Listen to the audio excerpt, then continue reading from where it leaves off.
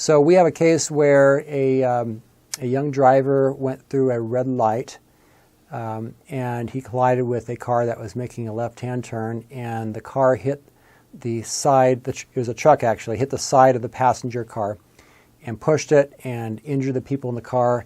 And unfortunately, one of the backseat passengers passed away from injuries related to the crash. And so we were contacted in this case, and we looked at the case to see what kind of claims that we could make. Traditionally, typically in a car crash case, you're making a claim. It could be in a rear end area, you're making a claim for a whiplash. If it's more serious, maybe broken bones, orthopedic injuries, things like that.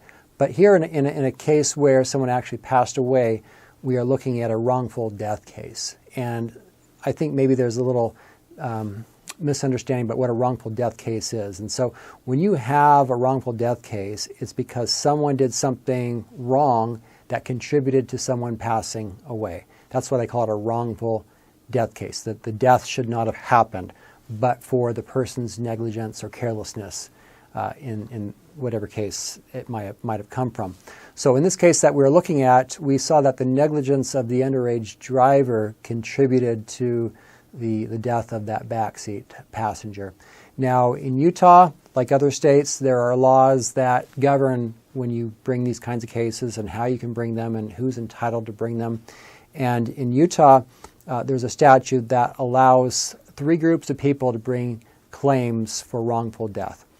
The first group of claimants would be the people close to the deceased, and generally all these people are actually close to the deceased, and the parents. So the parents are the first group of people that can bring a claim for wrongful death, and so if there are any surviving parents or any parents that are alive for the person who passed away, they are entitled to bring a claim under Utah law. The second group of people would be a spouse. So if the person who died was married, and they have to be currently married, can't be an ex-spouse, but they have to be married at the time of the crash, the person who is their spouse has a claim for wrongful death as well. And the last group of people who could bring a claim for wrongful death would be the children of the deceased. And so looking at this case that I'm sharing with you, there was a surviving parent of the deceased, and so she is able to bring a claim for wrongful death. Then we look to see if she was married, and she was not, so there's no spouse claim. And then the third category would be children, and in this case there were 4 children who are adult children who are able to bring a claim for wrongful death. Now the children don't have to be younger, underfoot, anything like that. They just need to be natural children of the person who wrongfully died in this type of event. Now, there are statute of limitations that apply to these kinds of cases. And generally in Utah, the statute of limitations is 4 years for personal injury claims, including wrongful death claims. And so if you have a case that involves a wrongful death, and maybe you don't know if it's wrongful death or not, and maybe you think it's suspicious and you don't feel good about it, you feel uneasy, it would be good to consult with an attorney. There are quite a few attorneys in Utah who would provide a free consultation. Consult with them, see if there is a case there. And sometimes we look at a case and, unless we know the circumstances, unless we know the legal aspects of it, the legal angles, then perhaps we may not see a case where an attorney who has brought these kinds of cases or who is knowledgeable in that area would actually see a case. And so don't discount that maybe there isn't a case without consulting with legal counsel first. Usually it costs nothing to find out if there's a case or not. And who knows, maybe there is a claim that you can bring.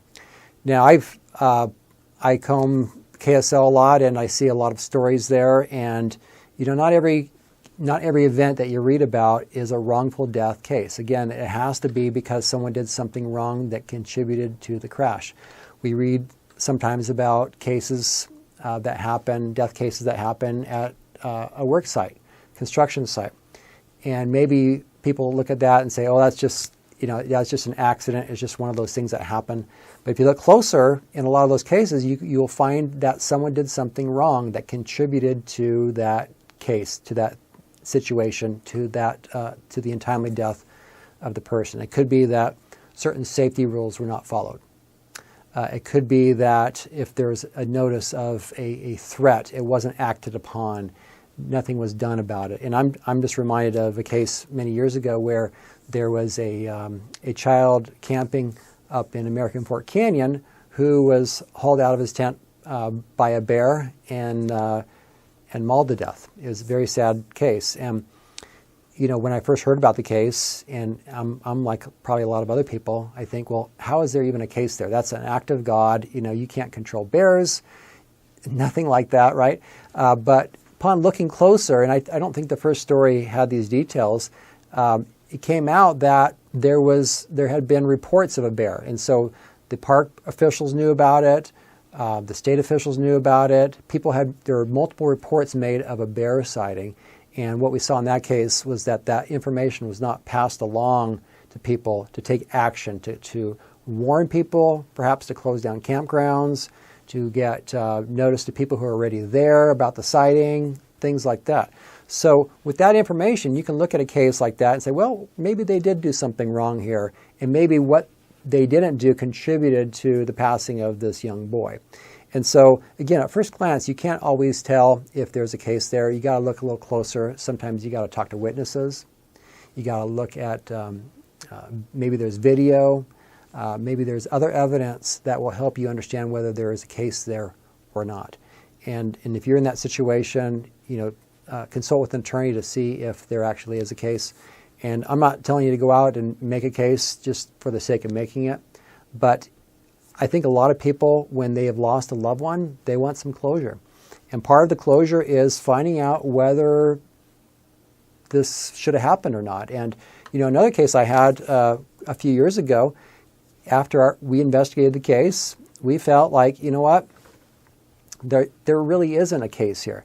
We looked closely at the case. It was a pedestrian in a crosswalk case, and we found that, the pedestrian, our client, or we represent the parents of the deceased in the crosswalk.